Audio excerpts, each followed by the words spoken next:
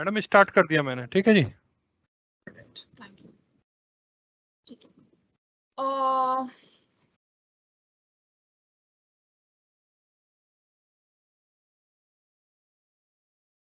Okay guys, तो कल एक टॉपिक मैंने मिस कर दिया था जो आपके लिए बिफोर आपका ये प्रैक्टिकल और थोड़ा सा थ्योरी खत्म हो और आपका ये एप्लीकेशन बेस्ड पूरा सिलेबस स्टार्ट हो, ये है ट्रांसलेशन। ट्रांसलेशन से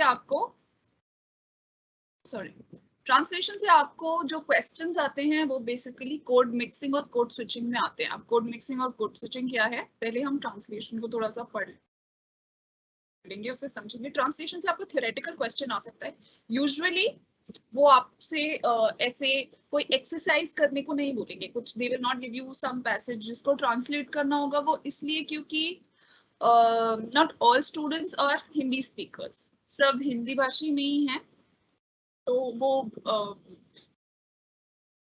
Hindi to English, English to Hindi translation करने को नहीं देते हैं, क्योंकि नॉर्थ ईस्ट के कई स्टूडेंट्स होते हैं, कई स्टेट स्टूडेंट्स साउथ इंडिया के होते हैं, वो ये they are incapable of doing it. पर वो आपसे कोड स्विचिंग और कोड मिक्सिंग पे क्वेश्चन पूछ सकते हैं, और ट्रांसलेशन क्या है, उसके क्या इम्पोर्टेंस है वगैरह वगैरह, इस पर आप ट्रांसलेशन का प्रोसेस क्या होता है, ट्रांसलिटरेशन क्या होता है, ये पूछ सकते हैं। इस पे आपको थियोरेटिकल क्वेश्चंस आ सकते हैं। ऑलराइट, तो इंट्रोडक्शन पे आते हैं पहले। यहाँ से translation is the process carrying across और conveying a message from one language to another. ये हम सबको पता है। तो यहाँ पर मोस्टली क्या सभी हम लोग मल्टीलिंगुअल नहीं तो बाइलिंगुअल तो है। बाइलिंगुअल मतलब जो दो भाषा जानते हैं। तो यू स्टडीइंग इंग्लिश और आपकी कोई ना कोई मातृभाषा रही होगी इंडियन की, किसी की इंग्लिश तो मातृभाषा यहाँ पर होगी नहीं। तो at least all of us are, we can safely say that all of us are bilingual, हम दो भाषा जानते हैं। और ट्रांसलेशन क्या प्रोसेस होता है कि कोई कैरिंग अक्रॉस या फिर कन्वेइंग अ मैसेज, एक मैसेज जो आप कन्वे करना चाहते हैं एक लैंग्वेज से दूसरे लैंग्वेज में। It includes the transference of meaning from one linguistic code. तो एक लिंग्विस्टिक कोड से दूसरे लिंग्विस्टिक कोड में ट्रांसफर हो जाए मीनिंग। राइट, मैं मीनिंग क्यों कह रही हूँ, मीनिंग ट्रांसफर, मीनिंग तो ऑब्वियसली ट्रांसफर होगा, है ना, पर ऐसा नहीं होता। क्यों नहीं होता? क्योंकि कई बारी एक ना ये there is a phrase called lost in translation, LOST, lost in translation. कई चीजें ना ट्रांसलेशन में खो जाती हैं। अब इसका एग्जांपल अगर मैं आपको दूं, कई बारी आप यूट्यूब पे गाने चलाते हो हिंदी फिल्मों के, बॉलीवुड या जो भी, किसी भी कोई भोजपुरी फिल्म का है, और उसका ना इंग्लिश में नीचे से ट्रांसलेशन करके आ रहा होता है, नीचे से सबटाइटल्स आ रहे होते हैं और वो ट्रांसलेट, और आप देखते हो जब आप उन वर्ड्स को नीचे से पढ़ते हो तो you find its very funny कि वो एक्चुअली ट्रांसलेट तो उन्होंने किया है, पर वो बड़ा अजीब सा अटपटा सा मीनिंग बन के आ रहा है इंग्लिश में। तो कई बार हम फिल्में भी देखते हैं, कोई बॉलीवुड की आप फिल्म देखो और उसको साथ साथ उसकी सबटाइटल्स आ रही हैं, या OTT पे नेटफ्लिक्स वगैरह पे अगर आप देखो, नेटफ्लिक्स पे तो फिर भी बेटर रहता है, पर पहले पहले अगर आप ने ध्यान दिया है कि कोई गाना चल रहा हो उसके नीचे से उसका मीनिंग चल रहा है इंग्लिश में, तो it's completely nonsensical, it's just not making sense. हालांकि उन्होंने वर्ड्स को ट्रांसलेट कर दिया है ना। तो सिर्फ वर्ड्स को, एक जो जो भाषा है उसके शब्दों को ट्रांसलेट करना, कोड को ट्रांसलेट करना नहीं होता। That is not effective translation. Effective translation तब होता है जब आप उसके मीनिंग को भी ट्रांसलेट कर पाओ, है ना। जैसे हिंदी हिंदी के गाने अक्सर, या आप गजलें अगर कोई सुनता है, पुरानी कोई गजल है, उसको इंग्लिश में अगर आप ट्रांसलेट करो या करने की कोशिश करो तो आप देखोगे कि वो बहुत फनी और स्टूपिड लगने लगती है। तो जस्ट 1 सेकेंड। ओके, तो it starts to sound really funny and stupid and nonsensical even, बड़ा नॉनसेंस टाइप का लगने लगता है। So what do you do, basically आपको जितना मीनिंग के क्लोज, क्योंकि कोई भी जो भाषा है it doesn't stand alone as a code, उसके साथ एक उसका कल्चर होता है, एक कॉन्टेक्स्ट होता है, राइट? तो अगर वो कल्चर और कॉन्टेक्स्ट मिस हो जाए तो चीजों को ट्रांसलेट करना इतना इजी नहीं होता है। तो दो तरीके के ट्रांसलेशन होते हैं, एक तो लिटरल ट्रांसलेशन। लिटरल ट्रांसलेशन मतलब वही कि जो वर्ड्स आपने पढ़े उनको बस ट्रांसलेट कर दिया बिना सोचे समझे कि वो मीनिंग बना रहा है कि नहीं बना रहा है। तो ग्रामर आपका सही है, सिंटेक्स आपका सही है, तो ग्रामेटिकली आपने कोई मिस्टेक नहीं करी है, पर आपने उसको बस ट्रांसलेट कर दिया, पर उसका मीनिंग नहीं ट्रांसफर हो पाया, तो दैट इज लिटरल ट्रांसलेशन। और दूसरा होता है मीनिंगफुल ट्रांसलेशन, उसको हम कहते हैं सेमांटिक ट्रांसलेशन, जो मीनिंग मतलब जो मीनिंग को करेक्टली कन्वे कर पाए। ओके, तो original language of the message is known as source language. Source language को एसएल भी बोलते हैं, शॉर्ट फॉर्म में SL.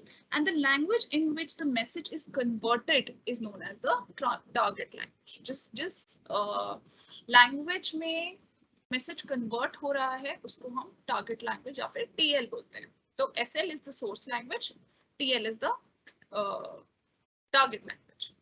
It is necessary for a translator to have knowledge of both the languages. Obviously, अगर कोई translate कर रहा है तो he or she should have the knowledge of both the languages that are being used, the source language as well as the target language.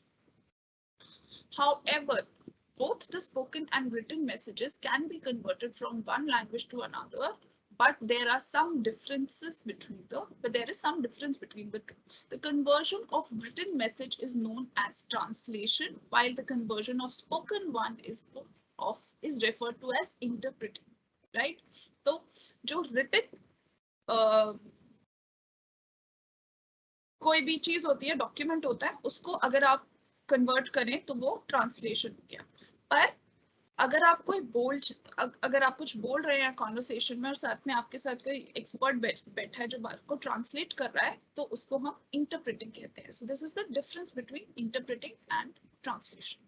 The persons who perform the activity of conversion are called translator and interpreter respectively. तो अगर हम अक्सर बोलचाल की भाषा में किसी को ट्रांसलेटर बोल देते हैं कि कोई पर्टिकुलर कोई बहुत बड़े साहब आए थे या कोई एम्बेसडर आए थे या कोई नेता आए थे और उनके साथ उनका ट्रांसलेटर भी बैठा था.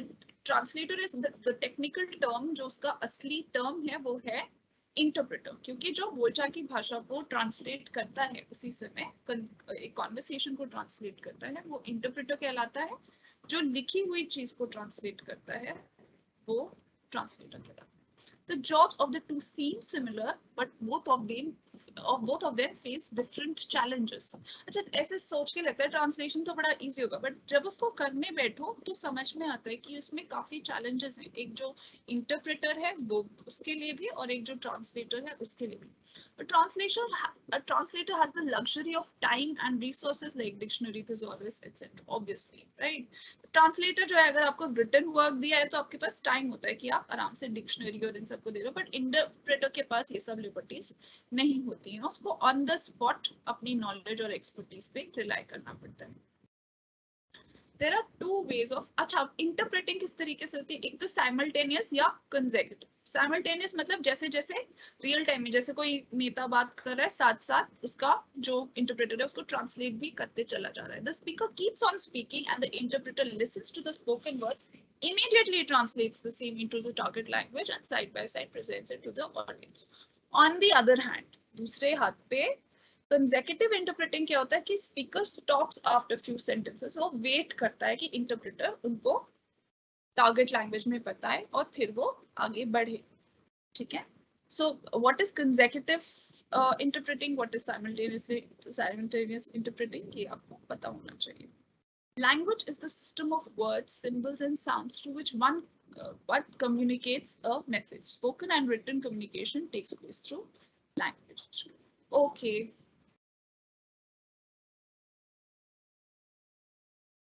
Importance क्या है ट्रांसलेशन की? ऑब्वियसली दुनिया ग्लोबल विलेज बन गई है, ट्रेड हो रहा है, कॉमर्स हो रहा है बिटवीन डिफरेंट कंट्रीज, तो ट्रांसलेशन अब बहुत ज्यादा जरूरी हो गया है, बहुत ज्यादा.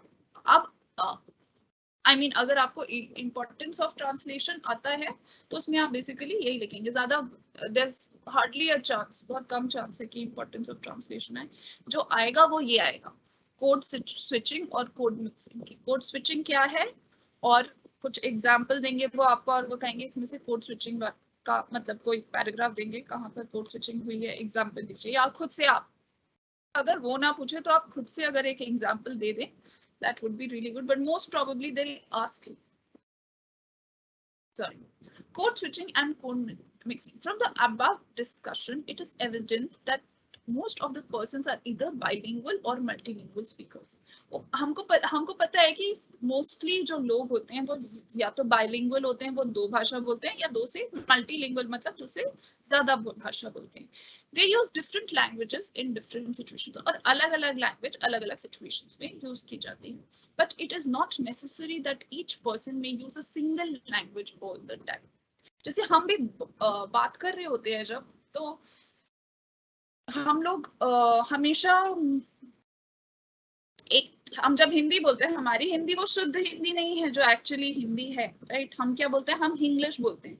कभी हिंदी बोलते हैं, कभी इंग्लिश बोलते हैं, दोनों को मिक्स कर देते हैं. एक सेंटेंस जैसे मैं आपको पढ़ा भी रही हूँ तो मैं आपको इंग्लिश में पढ़ा रही हूँ, right. Half of the time I am speaking Hindi, half of the time I am speaking English, और इसी तरीके से हम एक्चुअली बात भी करते हैं. और कोड्स इसी को कोड स्विचिंग और कोड मिक्सिंग कहते हैं. पर कोड स्विचिंग कोड मिक्सिंग में एक अंतर है जो मैं आपको बताऊंगी.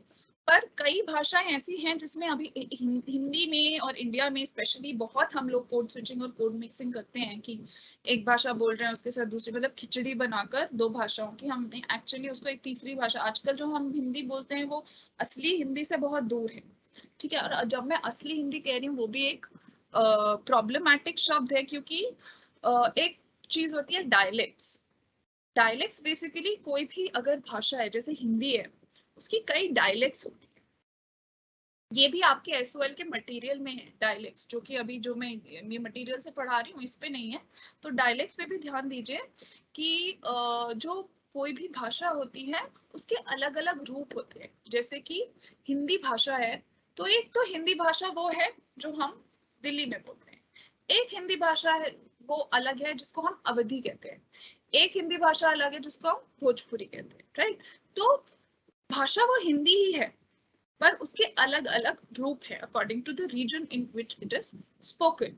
तो डायलेक्ट को हिंदी में अगर ट्रांसलेट करें तो वो बोली कहलाता है. भाषा और बोली में अंतर होता है. भाषा जो होती है वो स्टैंडर्डाइज्ड होती है, उसको गवर्नमेंट ने एक ऑफिशियल अपना रिकग्निशन दे रखा होता है. और बोली जो होती है वो थोड़े कम लोग बोलते हैं और उसमें एक ऑफिशियल स्टैंप नहीं होता है, उसको बोली कहा जाता है. उसको बोली सरकार मानती है पर उसको भाषा का दर्जा नहीं दिया हुआ है. बट दैट डजंट मीन, तो इससे एक और डिबेट भी है बाय द वे, जो लैंग्वेजेस की कौन सी लैंग्वेज, कोई भी लैंग्वेज है उसकी अलग अलग डायलेक्ट्स है. एक डायलेक्ट को उठा के, जो डायलेक्ट यूज हो रही है उस डायलेक्ट को उठा के उसे स्टैंडर्ड कर दिया जाता है और वो बड़े एलीट लोगों की और स्टैंडर्ड लोगों की भाषा बन जाती है और बाकी भाषाओं को इतना तूल नहीं दिया जाता है. पर क्या डिफरेंस है ना. भाषा तो सेम है, कोई ऊंची, कोई अच्छी, कोई बुरी. अक्सर ऐसा होता है जो कि नहीं होना चाहिए कि जो भोजपुरी बोले हम सोचते हैं अरे तो भोजपुरी बोल रहे हैं, मतलब दैट पर्सन शायद वो इलिटरेट है, उसको नहीं आता.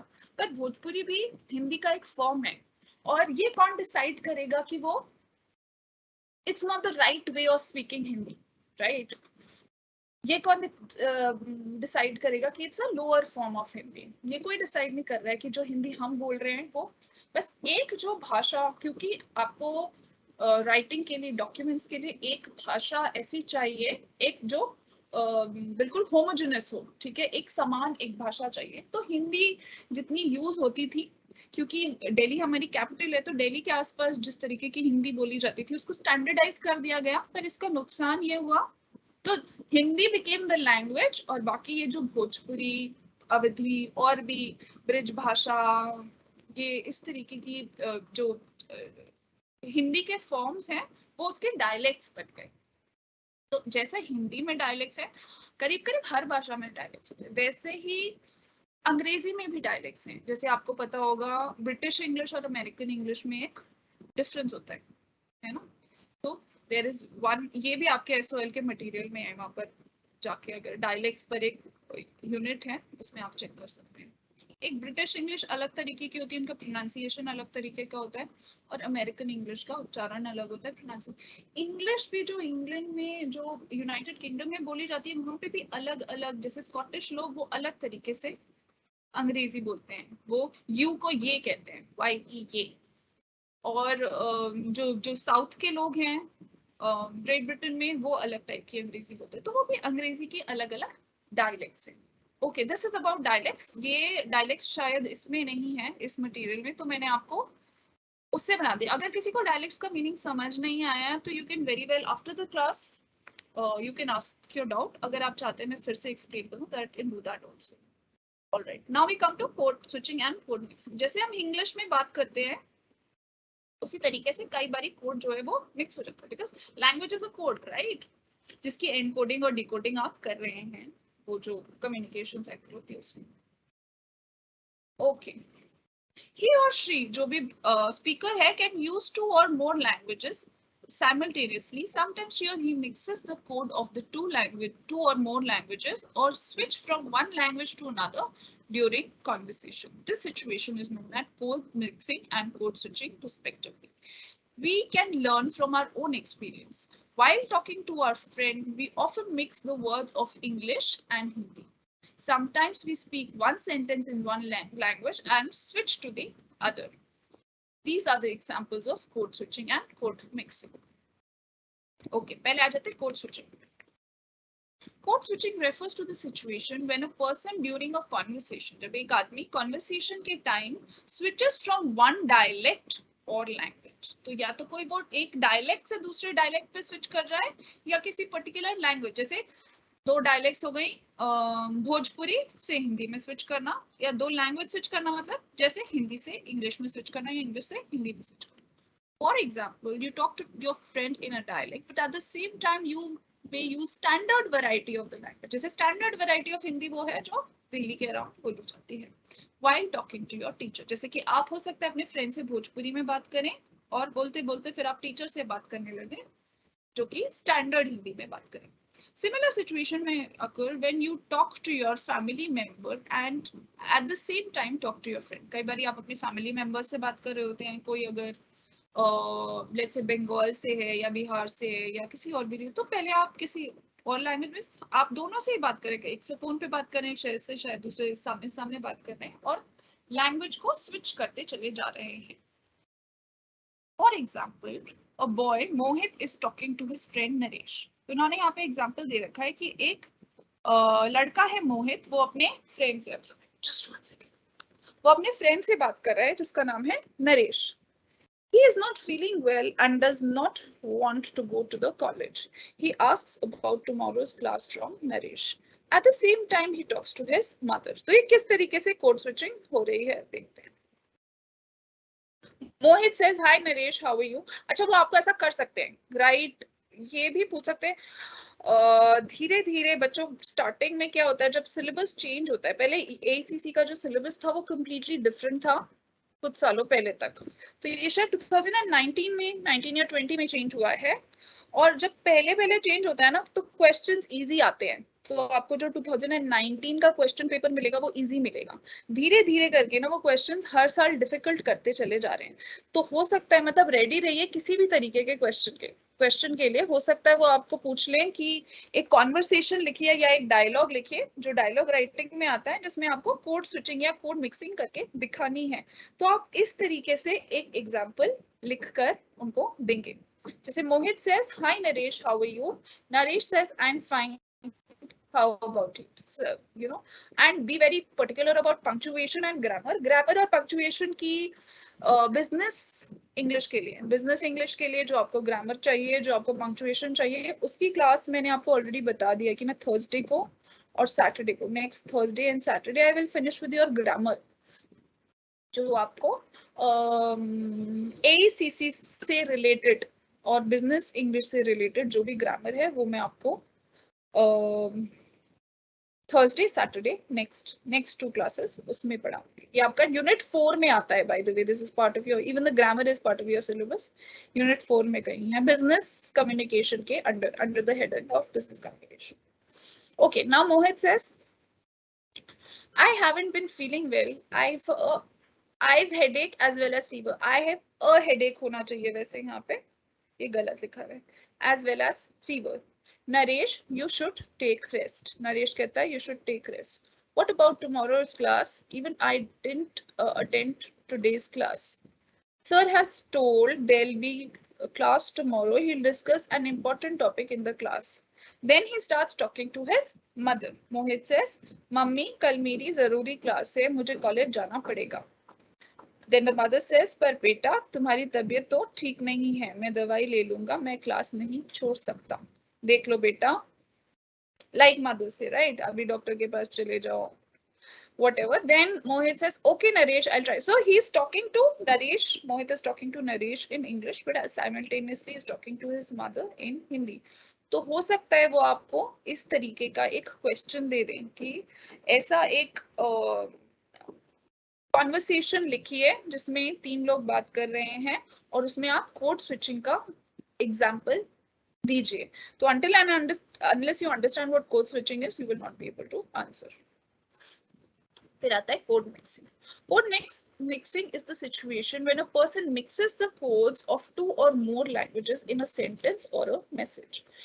कोड मिक्सिंग वो है जब दो, या जैसे इंग्लिश आपका कोड मिक्सिंग है, आधी हिंदी आधी, आप एक ही इंसान से बात कर रहे हैं बट कभी हिंदी, मतलब एक पूरा सेंटेंस आप हिंदी में नहीं बोल रहे, पूरा सेंटेंस इंग्लिश में नहीं बोल रहे, आप उसको आधा इंग्लिश में बोल रहे हैं और आधा हिंदी में बोल रहे हैं, दिस इज कोड मिक्सिंग।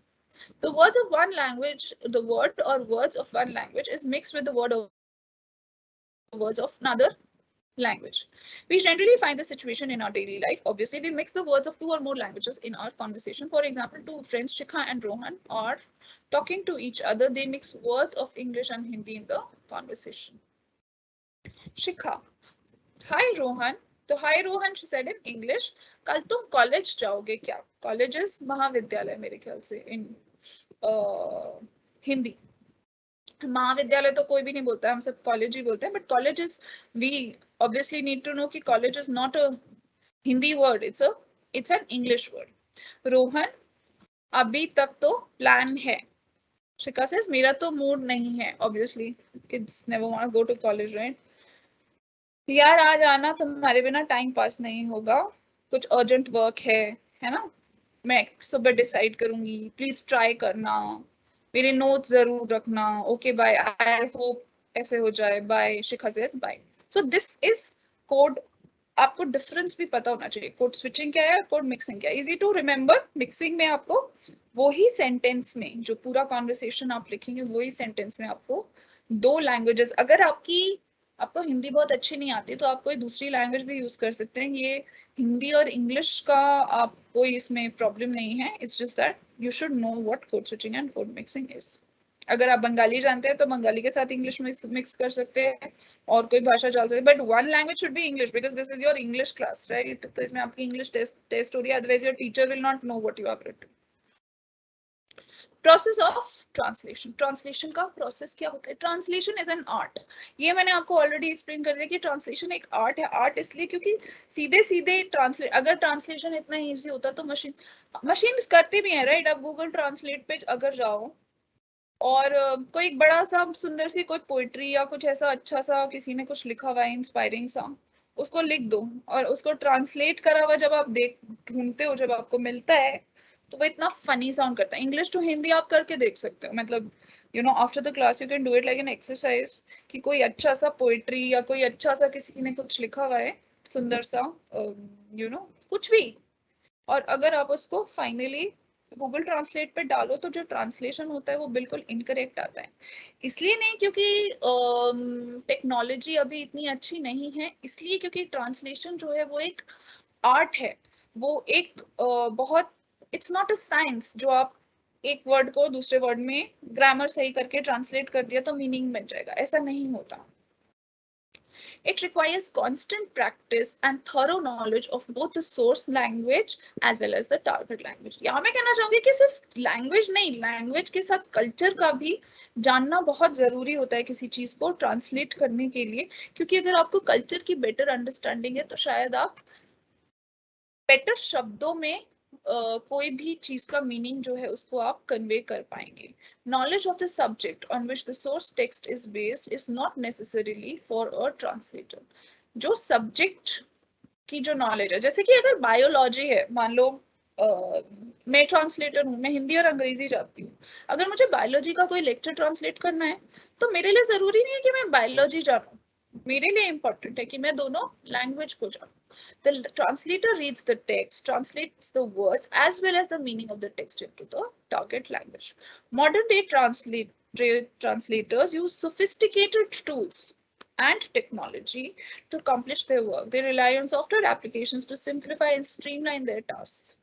वो अक्सर आजकल मॉडर्न ट्रांसलेटर्स ये भी कर रहे हैं, जैसे आपने ऑटोमेटिकली कुछ ट्रांसलेट कर दिया और उसको अपने हिसाब से फिर एडिट कर दिया, राइट. तो आपका काम जो होता है वो सिंप्लीफाई हो जाता है, थोड़ा स्ट्रीमलाइन हो जाता है, फिर आप उसमें नेसेसरी करेक्शन कर देते हो.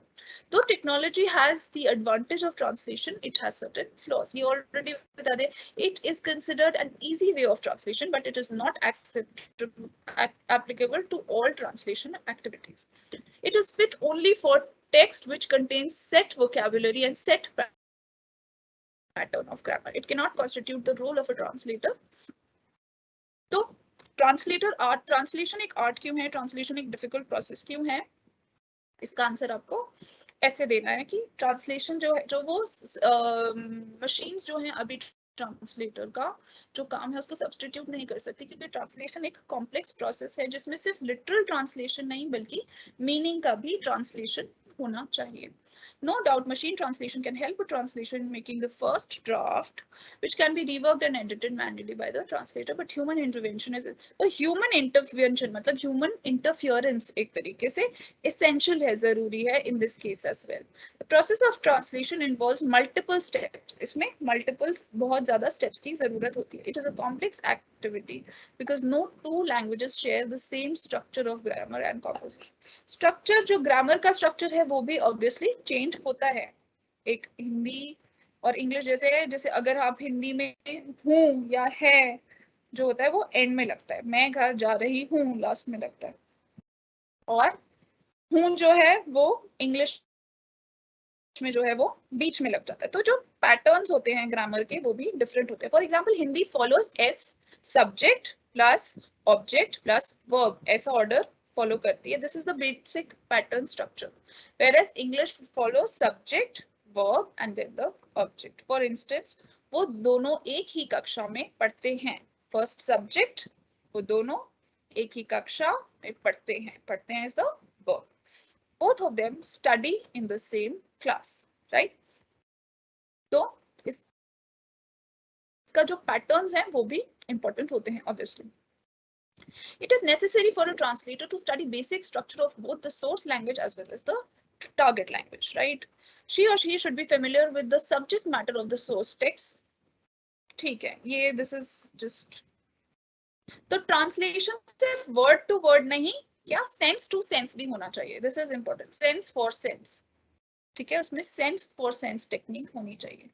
ठीक है, तो टाइप्स ऑफ ट्रांसलेशन में पहला तो वर्ड फॉर वर्ड ट्रांसलेशन. ठीक है, वर्ड फॉर वर्ड ट्रांसलेशन मतलब जैसा वर्ड्स हैं लिटरल ट्रांसलेशन आपने कर दिया. वर्ड फॉर वर्ड ट्रांसलेशन का दूसरा टर्म या दूसरा नाम है लिटरल ट्रांसलेशन. ठीक है, तो कई बारी क्या होता है लिटरल ट्रांसलेशन फेल कर जाता है, या ये यहाँ पे लिखा हुआ है ना, that's why it is also called known as literal translation, क्योंकि लिटरली ट्रांसलेट कर देता है लिटरल मीनिंग ऑफ वर्ड्स को. It is best suited to bilingual and multilingual situations, but it is considered an inferior form of translation because it has certain drawbacks. अब इसके drawbacks क्या हैं?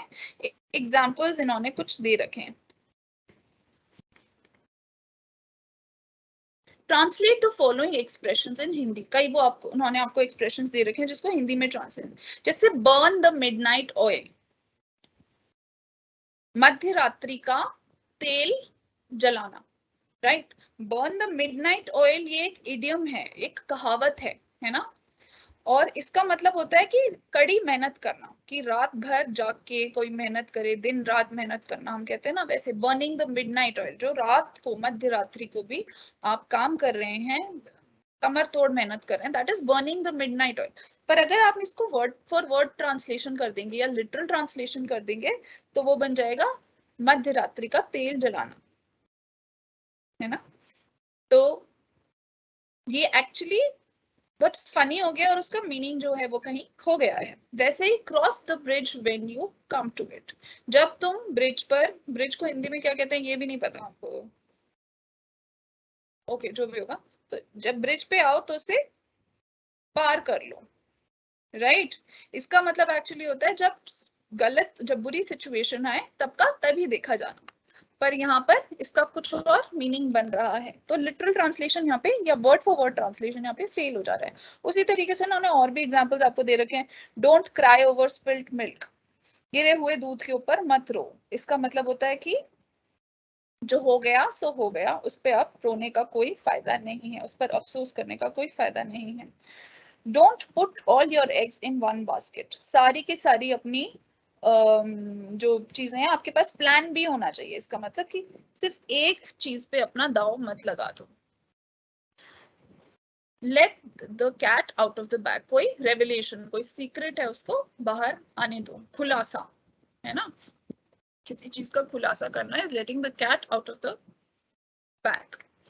तो ये सब के लिए आपको सेंस फॉर सेंस ट्रांसलेशन चाहिए, क्योंकि वर्ड फॉर वर्ड ट्रांसलेशन से ये गलत हो जाते हैं। Beware of pickpockets, इन सबको हिंदी में don't backbite, it's time to make a sacrifice। फिर आपका आता है semantic translation। semantic translation sense for sense translation होता है कि आप sense का meaning का, semantic the word semantic stands for study of meaning। semantic का word ही मतलब study of meaning है, जो क्या meaning बन रहा है उसकी study। semantic translation includes the translation, semantic translation पे भी question आया है एक साल। semantic translation includes the translation of meaning of the meaning of an expression। यहाँ पे हमारा फोकस क्या है कि मीनिंग, कोई चीज का मीनिंग क्या है वो ट्रांसलेट होना चाहिए। शब्द कोई भी इंसान यूज करे पर जो मीनिंग है किसी चीज का वो प्रॉपर्ली ट्रांसलेट हो जाना चाहिए। The translator does not translate each and every word, rather pays careful attention to the meaning in light of the source language and conveys the same meaning in the target language. It is a method of sense for sense translation. It takes the context and socio-cultural factors into the of the source text into account। इसमें आपको जो किसी particular चीज का culture है, उसका socio cultural context क्या है, कैसी सोसाइटी है, कैसा कल्चर है, उसके हिसाब से कोई किसी की कही हुई बात का मीनिंग क्या बन रहा है वो सारा ध्यान में रखते हुए ट्रांसलेशन करना पड़ता है। It requires some amount of adjustment, इसमें कुछ एडजस्टमेंट होता है। एग्जैक्टली लिटरली आप ट्रांसलेट नहीं कर देते हैं, जब उसका मीनिंग सही समझ में आता है तभी उसी हिसाब से उसको ट्रांसलेट किया जाता है। It is also known as free translation. तो जो बुक्स के ट्रांसलेशन होते हैं, कोई भाषण का ट्रांसलेशन हो, ये सब फ्री ट्रांसलेशन होता है, ये सेमांटिक ट्रांसलेशन होता है, वर्ड फॉर वर्ड ट्रांसलेशन नहीं होता है। It is suitable for all kinds of text. Proverbs, idioms, metaphors can also be translated with the help of this method. Proverbs, idioms और metaphors जो होते हैं वो literal translation या word for word translation में possible नहीं है उनको translate करना, पर उनको translate करना possible है सिर्फ semantic translation में। इन्होंने कुछ आपको एक्सरसाइज के लिए वो दे रखी हैं sentences. She could not help laughing, not help laughing मतलब वो हंसने से अपने आप को रोक नहीं पाई। For all his wealth he is not happy, इतनी सारी धन दौलत होने के बावजूद भी वो खुश नहीं है। डोंट पोक your nose in others matters, अपनी नाक दूसरों के कामों में मत घुसाओ या दूसरे के कामों में इंटरफेयर मत करो। इंटरफेयर को हिंदी में क्या कहेंगे? whatever, okay, if I were a millionaire, काश मैं एक मिलियनेयर होता। इस तरीके से आप सारे ये ट्रांसलेट कर सकते हैं। अगर आप चाहें तो इस पर्टिकुलर इसका स्क्रीनशॉट भी ले सकते हैं। टेक अ स्क्रीनशॉट और अ पिक्चर, जिससे कि जैसे कि इन्होंने लिखा है blood is thicker than water. Blood is thicker than water मतलब खून पानी से गाढ़ा होता है, पर उसका मीनिंग क्या बन रहा है? मतलब कोई इंसान अगर ये कहे तो कहना क्या चाह रहा है कि रिश्ते ही ज्यादा काम आते हैं, है ना? जो सेम ब्लड होता है वो ज्यादा काम आता है. Blood is thicker than water. Okay. Functional translation is part of semantic translation. The term functional means related to function. किसी चीज को function based, अगर it is meaning based translation, the translator presents the thoughts of the writer of the source text into the target language rather than word or form. जो अगर कोई किसी चीज का कोई उद्देश्य है जिससे बात कही गई है, तो उसका फंक्शनल ट्रांसलेशन होना इंपॉर्टेंट है कि उद्देश्य पूरा हो जाए.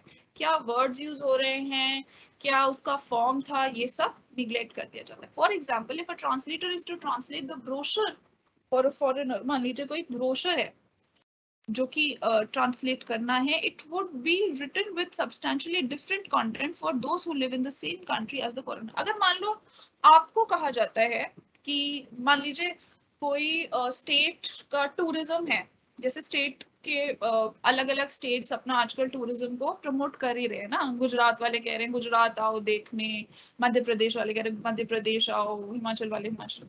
तो अगर आप इंडियन टूरिस्ट, वही ब्रोशर तो वही है जो आपको कैटलॉग दिया जाता है या जो एडवर्टाइज किया जाएगा, वो तो सेम है. पर इंडियंस को क्या कहा जाएगा? शायद उनको रिलीजियस जगह ज्यादा दिखाई जाएंगी या वो चीजें हाईलाइट होगी. पर एक फॉरेनर को जो बात बताई जाएगी, उद्देश्य क्या है? कि उनको बुलाना, कि वो विजिट पर आए.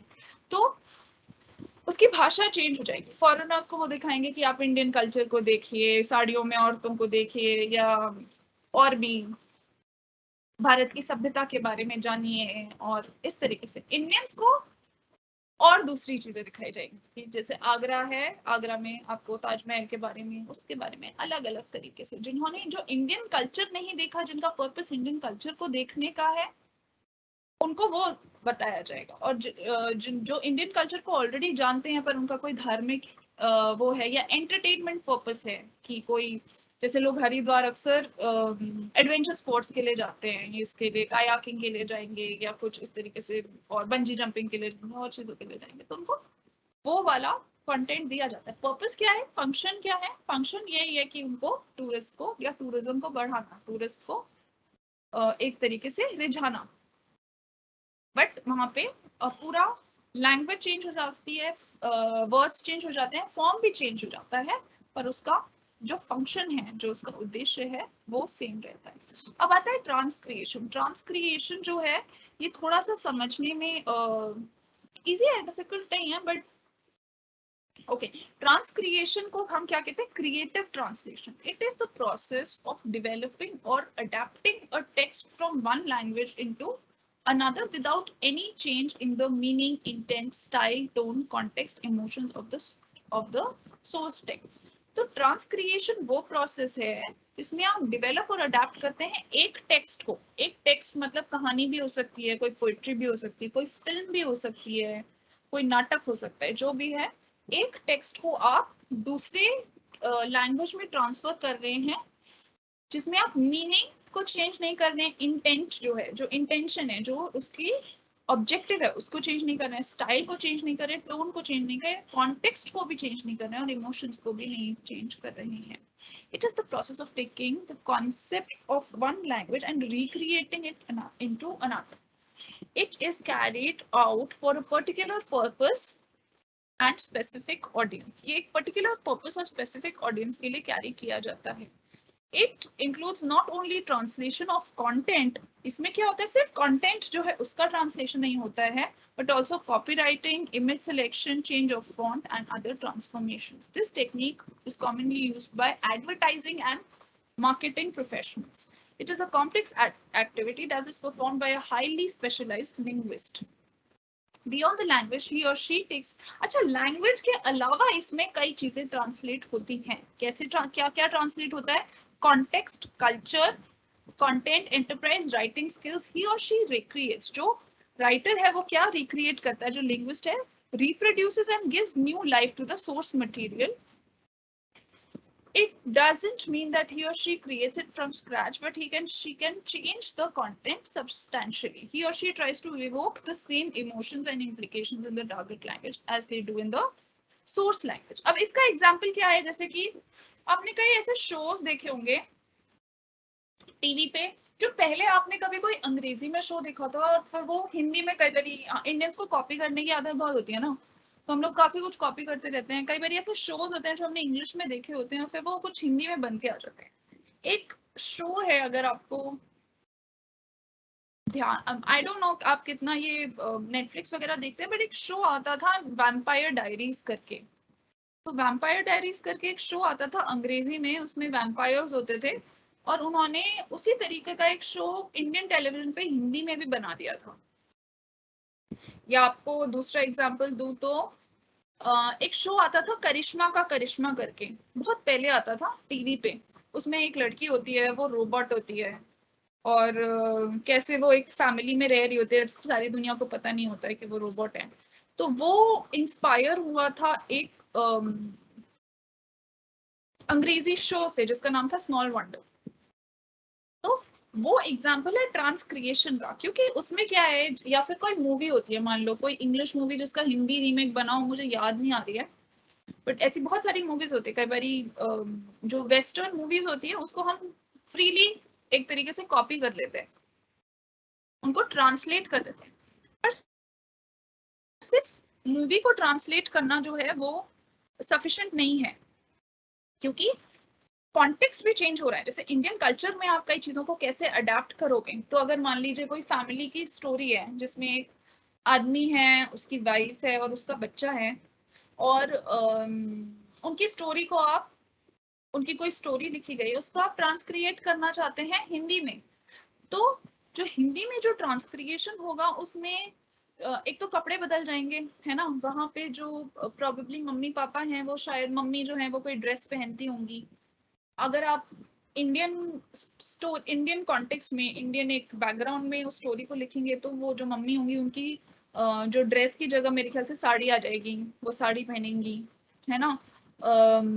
पापा कहीं जो जो फादर फिगर है उसके कपड़े भी कुछ थोड़े बहुत चेंज हो जाएंगे। और अगर मान लो वो इंग्लैंड की कहानी थी पहले, तो वहां क्या होगा, वहां ठंड हो रही होगी, पर यहाँ इंडिया में तो हार्डली कहीं ठंड होती है। इंडिया में तो वो वहां एप्पल्स खा रहे होंगे, सर्दी के फल। तो अगर मान लो कोई एप्पल खाता हुआ सीन है, उसको ट्रांसलेट करेंगे, अगर आप ट्रांसक्रिएट करेंगे, तो यहाँ पर आपको शायद आम खिलाना पड़ेगा, राइट, क्योंकि गर्मी है, वो वाला सीजन नहीं है, वो फ्रूट्स नहीं है। उनके जो बच्चे हैं वो कार्स में स्कूल जाते हैं, 18-19 साल से, 18 से पहले ही बच्चों के पास कार्स होती हैं, वहाँ सबके पास कार्स हैं, अमेरिका में स्पेशली। यहाँ पे हार्डली जब तक इंसान कमाना शुरू नहीं हो जाता, कमाने के भी कई साल बाद शायद आप एक गाड़ी खरीद पाते हैं। सब, सारी दुनिया के पास गाड़ियां नहीं है, मोस्टली लोग बाइक्स यूज करते हैं। तो बच्चे भी बाइक्स, मोस्टली स्कूल के बच्चे तो ना, उनके पास बाइक्स होती हैं, साइकिल जरूर होती हैं, पर कार्स तो बिल्कुल नहीं होती। तो वहां पे अगर बच्चा कार में अपनी स्कूल जा रहा है, तो यहाँ पे शायद आपको उसको साइकिल देनी पड़ेगी। उसी तरीके से कोई मान लीजिए डिटेक्टिव स्टोरी है, वहां पे जो डिटेक्टिव है वो सिगार पी रहा है, तो यहाँ पे सिगार कोई नहीं पीता है, उसको आप ट्रांसलेट करके उसको शायद बीड़ी पिलाएंगे, है ना, वो धोती पहनेगा, वो पैंट्स नहीं पहनेगा। तो इस तरीके की चीजें, मतलब जरूरी नहीं है वो धोती पहने, बट ये है कि कॉन्टेक्स्ट के हिसाब से, सोसाइटी और कल्चर के हिसाब से चीजें जो हैं उनको चेंज कर देना, उसको वापस से रिक्रिएट करना। उसका सेंस चेंज नहीं हो रहा है, जो उसका उद्देश्य था बताना चीज का वो चेंज नहीं हो रहा है, उसका इंटेंट चेंज नहीं हो रहा है, उसका स्टाइल चेंज नहीं हो रहा है, उसकी टोन चेंज नहीं हो रही है, कॉन्टेक्स्ट, इमोशंस चेंज नहीं हो रहे हैं, पर कुछ कुछ जो कॉन्टेक्स्ट है, जो एक्स्ट्रा चीजें हैं, जो नेसेसरी है बदलना, उसको बिलीवेबल बनाने के लिए वो चेंज करना पड़ता है। तो वापस से चीज जो है नई नहीं बन रही है, आइडिया वही रहता है ना, मीनिंग वही रहता है, इमोशंस वही रहते हैं, स्टाइल वही रहता है, बस जो कॉन्टेक्स्ट है वो चेंज हो जाता है। तो दिस इज योर ट्रांस इसमें ट्रांसक्रिएशन का हो सकता है वो आपको एग्जाम्पल पूछ लें, आज तक तो नहीं पूछा है, तो ट्रांसक्रिएशन का मेरे ख्याल से इतना ज्यादा उस पर ध्यान देना इज नॉट नेसेसरी।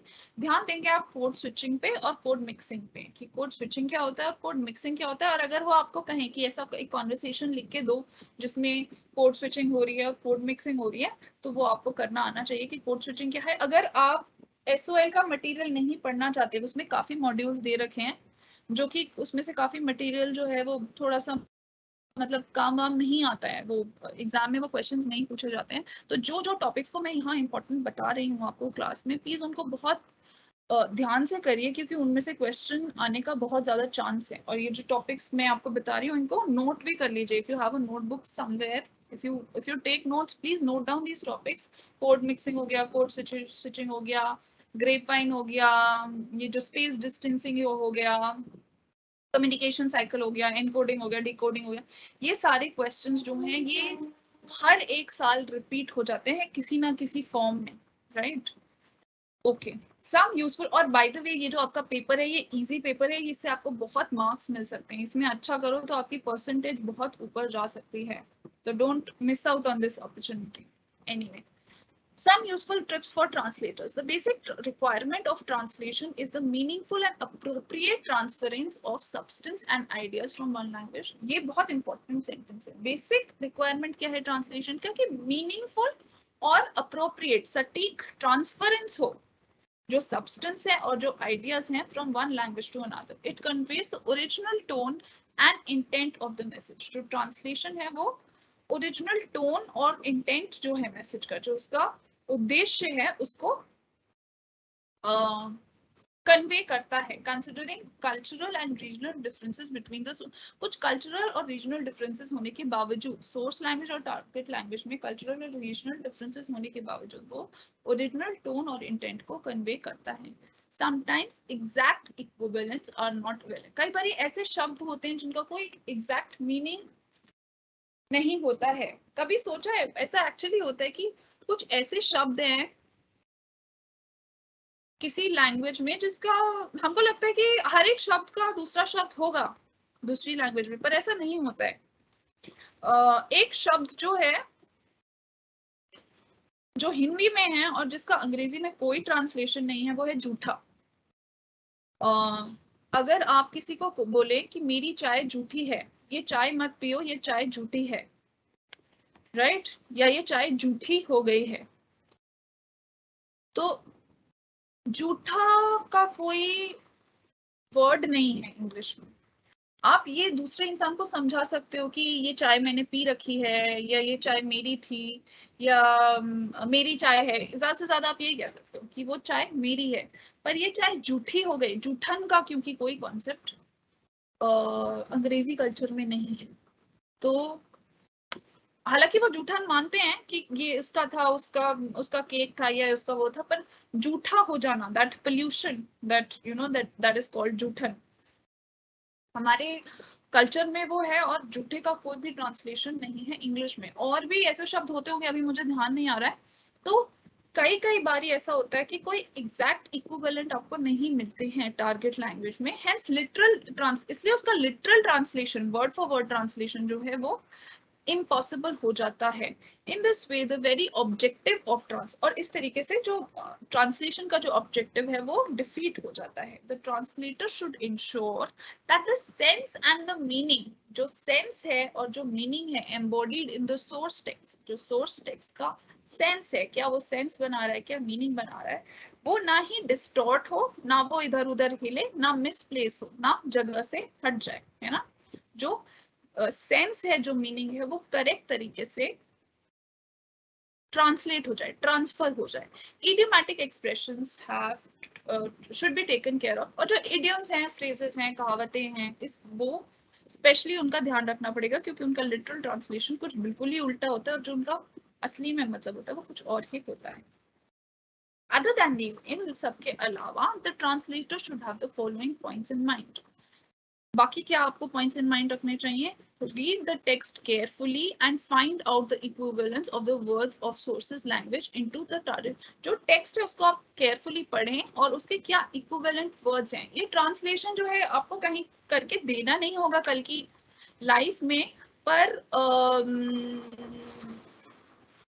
कई बार क्या होता है कि कोई डॉक्यूमेंट ऊपर से आया है, अपने अपने स्टाफ को समझाना है तो आपको उसको ट्रांसलेट करना है, या खुद के समझने के लिए भी एक अच्छा ट्रांसलेशन होना, आपको चीजें ढंग से समझ में आना, वो बहुत ज्यादा इंपॉर्टेंट है। आपको जो आपकी पब्लिक डीलिंग्स हैं, जो आपकी बिजनेस स्ट्रेटजी होगी, या आगे जहां पर भी आप काम करेंगे, ट्रांसलेट आपको कम से कम ऑटोमेटिकली खुद के लिए तो करना ही पड़ेगा, चाहे आप उसको प्रोफेशनली करें ना करें, पर अपने कोलीग्स को समझाने के लिए, कई बार अपने बॉसेस को बताने के लिए, कई बार अपने क्लाइंट्स को कहने के लिए आपको ट्रांसलेशन क्या है, किसका क्या मीनिंग बन रहा है, और अपने वर्ड्स को केयरफुली चूज करना, ये तो एक्सट्रीमली इंपॉर्टेंट है। अगर आप अपने वर्ड्स को केयरफुली चूज ना करें बात करते वक्त, तो मीनिंग जो है वो उल्टा पुल्टा करने हो ही जाता है।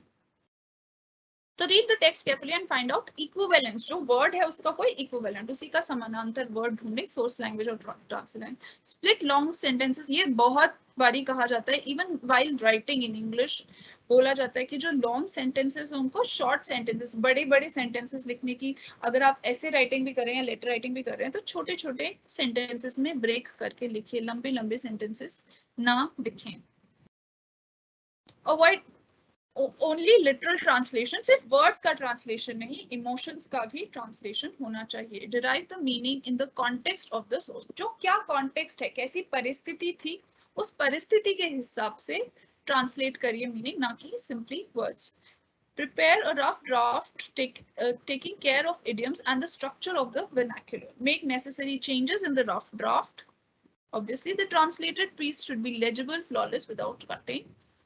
ट्रांसलेशन ये आई थिंक राइटिंग के लिए भी इंपॉर्टेंट है, कटिंग वटिंग हम लोग बहुत करते हैं, पर प्लीज जितना भी जब आप लिख रहे हैं एग्जाम के लिए भी और भी किसी चीज के लिए, कटिंग अवॉइड करिए, कटिंग ना। The translation should carry the stamp of original and convey the same meaning, right. जो ट्रांसलेशन है उसको ओरिजिनल का स्टैम्प कन्वे होना चाहिए, जो सेम मीनिंग है वो कन्वे होना चाहिए। Exercise, translate the following passage इन हिंदी। इन्होंने आपको उसके लिए एक्सरसाइज के लिए दे रखा है, पर ये यूजुअली नहीं आता है, तो आपको ट्रांसलेट करने को नहीं आएगा, पर हो सकता है कि कोई उन्होंने अननोन पैसेज दिया हो, उसमें कुछ ऐसे दो भाषा में कुछ लिखा हुआ है, स्पेनिश में भी लिखा हो सकता है या कोई जर्मन में भी लिखा हो सकता है, पर वो बस आपसे पूछ लेंगे कि कोड स्विचिंग कहाँ हुई है, कोड मिक्सिंग कहाँ हुई है, कोड स्विचिंग का एग्जाम्पल दीजिए पैसेज में से, कोड मिक्सिंग का एग्जाम्पल दीजिए पैसेज में से, तो you should know what it actually means. They've given you some क्या बोलते हैं, some things for practice, but ये आपके लिए अभी जरूरी नहीं है। तो ठीक है, आई थिंक 10 मिनट हमारे पास हैं, थोड़ा सा हम ऐसे राइटिंग भी कर लेते हैं, बिकॉज ऐसे राइटिंग इज समथिंग जो मुझको आपको बहुत ज्यादा अभी बताने की जरूरत नहीं है, it's something that you already know. ऐसे राइटिंग आपका ये पहला वो है। ऐसे क्या होता है, ऐसे की डेफिनेशन आपको जरूर याद करनी पड़ेगी। And essay is a short piece of writing on a particular subject, issue और topic. It is a short literary composition that evaluates, analyses और द टॉपिक ऑफ इशू। या तो इवैल्यूएट करना किसी टॉपिक को, या एनालाइज करना, उस पर लिखना किसी सब्जेक्ट या टॉपिक पे, उसको हम ऐसे कहते हैं। The writer outlines the perspective and and presents his or her personal point of view on the topic. तो ऐसे क्या है, ऐसे सब्जेक्टिव होता है, राइट। दो तरीके के होते हैं ऐसे, वैसे एक सब्जेक्टिव होता है और एक ऑब्जेक्टिव होता है। सब्जेक्टिव का मतलब कि जिसमें आप अपना पॉइंट ऑफ व्यू दें, है ना, जिसमें आप अपने हिसाब से बात को कह सके। ऑब्जेक्टिव क्या है कि जिसमें कोई शक ही ना हो, कोई बात जिसमें कोई शक नहीं है, आप उसको ऑब्जेक्टिव पॉइंट ऑफ व्यू से बताएं, जो कि बात एक जनरल ट्रूथ हो, एक जनरल सच हो। जैसे कि टेलीविजन बच्चों के लिए हानिकारक है, ये एक सब्जेक्टिव टॉपिक है, ये एक डिबेटेबल टॉपिक है, उसमें किसी का पॉइंट ऑफ व्यू डिफरेंट हो सकता है, किसी और का पॉइंट ऑफ व्यू डिफरेंट हो सकता है। तो ऐसे में आप अपना पॉइंट ऑफ व्यू देंगे। पर बाय द वे, अगर आपको ऐसे लिखने को कहीं पर भी आता है जिसमें आपको अपना पॉइंट ऑफ व्यू देना है, तो आप एक पॉइंट पर टिके रहेंगे। अगर आप कहेंगे कि ऐसे कि टीवी बच्चों के लिए हानिकारक है, तो शुरू से लेकर अंत तक आप यही कहेंगे कि वो जो है वो हानिकारक है, राइट। टीवी आप ये नहीं कह सकते हाँ हानिकारक है पर अच्छा भी है, ये भी है, वो भी है। तो आपको एक particular clear point of view देना पड़ता है अपने ऐसे में।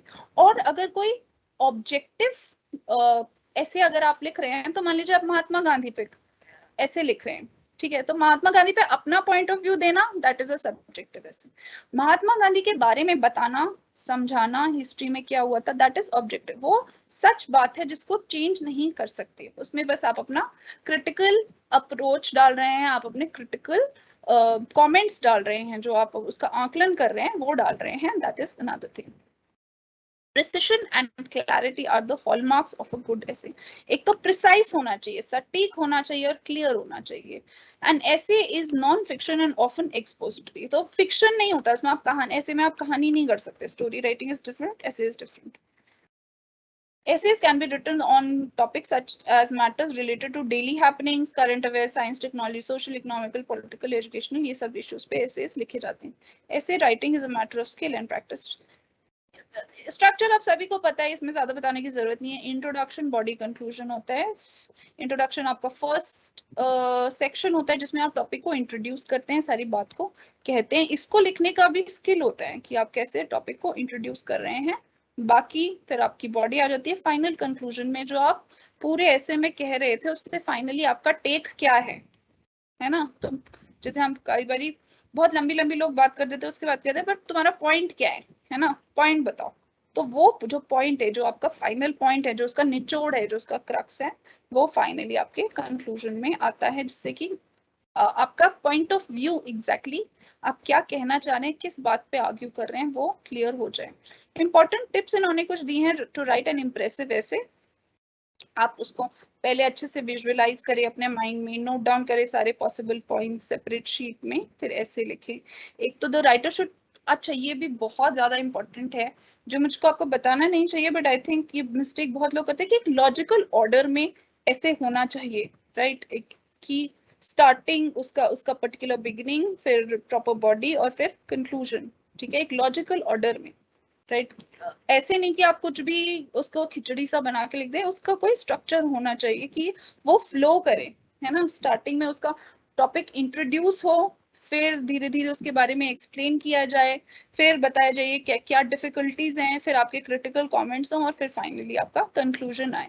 एग्जाम्पल्स, जितने ज्यादा आप एग्जाम्पल्स दें, इलास्ट्रेट करें, है ना, पॉइंट को समझाएं, जितना आप डेटा आगे अपने, अगर आप कैसे कह रहे हैं कि दिल्ली में बहुत ज्यादा पोल्यूशन है और दिल्ली रहने लायक नहीं रह गया है, तो कितना आप उसके साथ डेटा, आपको टेबल्स या फिगर्स के फॉर्म में नहीं, पर वैसे ही राइटिंग के फॉर्म में ही आपको देना चाहिए कि इतने मिलियन लोग इस बीमारी से ग्रस्त हैं, ये हैं, जानवर बीमार पड़ रहे हैं, इतने इतने पेड़ कट गए ये एरियाज में। तो जितना ज्यादा आप उसको डेटा से लदा हुआ बनाएंगे, उतना ज्यादा आपका आर्ग्यूमेंट स्ट्रॉन्ग हो जाएगा।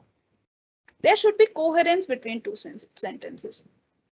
कोहेरेंस मतलब एक तरीके से वही, इट शुड फ्लो, है ना। द सेंटेंस शुड नॉट, ऐसा नहीं लगे कि एक सेपरेट, एक सेंटेंस कुछ बोला किसी टॉपिक पे, फिर बीच में कुछ और टॉपिक शुरू कर दिया, फिर कुछ और शुरू कर दिया। तो एक लॉजिकली जो एक सेंटेंस के बाद दूसरा सेंटेंस फ्लो करे, ठीक है। जब मैं आपको ग्रामर पढ़ाऊंगी और आपका बिजनेस कम्युनिकेशन की ग्रामर पढ़ाऊंगी, उसमें थोड़ा सा एग्जांपल्स के साथ कि how essays can be written. एक तो इंट्रोडक्शन, अक्सर मुझसे बच्चे पूछते हैं कि मैम इसको स्टार्ट कैसे करें, तो I give you several examples of introductions also, and थोड़ा सा कैसे पैराग्राफ्स वगैरह चेंज होते हैं, ये भी बच्चों को अक्सर नहीं आता है। कॉमास कहाँ पे लगने चाहिए नहीं आता है, उसको we'll try to deal with those things also apart from the grammar. The writer should use simple words to present his or her views. He should avoid use of complicated high sounding, अच्छा ऐसे जो है, जो आप अपना article लिख रहे हैं, अपने भाव प्रकट कर रहे हैं, कोई कई बार क्रिएटिव राइटर होता है, कोई राइटर बनना चाहता है तो बड़ा एक कॉम्प्लिकेटेड सा और बड़े अच्छे अच्छे वर्ड्स यूज कर रहे होते हैं, ये सब नहीं करना है। जो ऐसे होता है वो सिंपल लैंग्वेज में, छोटे सेंटेंसेस में क्लियर बात, क्लियर सिंपल क्रिस्प बात कहने के लिए होता है। ऐसे is not for your creative writing purposes. जब आप खुद से लिख रहे होते हैं पब्लिश करने के लिए कहीं पे, मान लो, या अपनी कहानी लिख रहे हैं या कुछ लिख रहे हैं, उसमें आप जैसी चाहे लैंग्वेज यूज करें, जो वर्ड्स यूज करें, जितना ही उसको कॉम्प्लिकेटेड बनाएं, वो आपका स्किल है। पर ऐसे इज नॉट दैट। ऐसे में आपको एक तो उसको सिंपल रखना है, सेंटेंसेस को शॉर्ट रखना है, क्रिस्प रखना है, स्लैंग्स बिल्कुल यूज नहीं होंगे। स्लैंग्स क्या होते हैं? स्लैंग्स बेसिकली वो शब्द होते हैं जो हम आम भाषा में यूज करते हैं, जो कि फॉर्मल लैंग्वेज में यूज नहीं होते हैं। स्लैंग अक्सर बोलते हैं कि गाली होता है, नॉट एग्जैक्टली गाली, बट वो वाले शब्द जो कि हम आम भाषा में यूज करते हैं पर प्रॉपर भाषा में नहीं। जैसे कि यार, हम कहते हैं ना अरे यार, ऐसा हो गया, अरे यार तुझे क्या। तो यार is a slang, right? You can not use it in your अबे, ऐसी बात है, अबे क्या बे, इस तरीके से जो हम बोल रहे होते हैं, इस तरीके की भाषा हम स्लैंग्स जो हैं वो हम नहीं यूज कर सकते। कोलोकियल वर्ड्स जो ऐसे बहुत कैजुअल वर्ड्स हैं वो हमको अवॉइड करने चाहिए। Short sentences should be preferred. The writer should avoid the repetition of words and phrases. और एक बात आपने कह दिया उसको बार बार बार बार बार बार पेज भरने के लिए रिपीट नहीं करना है। ही और she should use correct spelling, grammar, punctuation, वो तो है ही। There should be no numbering. अच्छा, पैराग्राफ्स को नंबर बिल्कुल नहीं करना है। एंड नेट और बॉडी जो जो पैराग्राफ्स हैं, एक ऐसे को आप एक हेडिंग देंगे, उसके बाद जो अलग अलग पैराग्राफ्स हैं उनको सेपरेट हेडिंग्स नहीं देंगे, ना ही उनकी नंबरिंग करेंगे। अब कई टाइप के एसेज होते हैं। टाइप्स ऑफ एसेज क्या होते हैं? एक तो एक्सपोजिटरी ऐसे होता है, ठीक है। दूसरा डिस्क्रिप्टिव ऐसे होता है। फिर नैरेटिव ऐसे होता है। 3 4 पर्सुएसिव ऐसे होता है।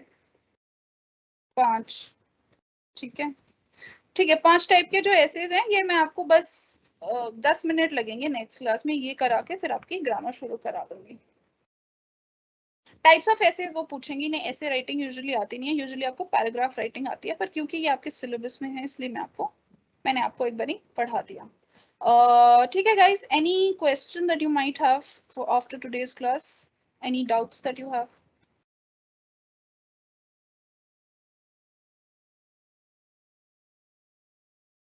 Okay guys, then I'll meet you next Thursday. Thank you. And कर दूं क्लास? जी।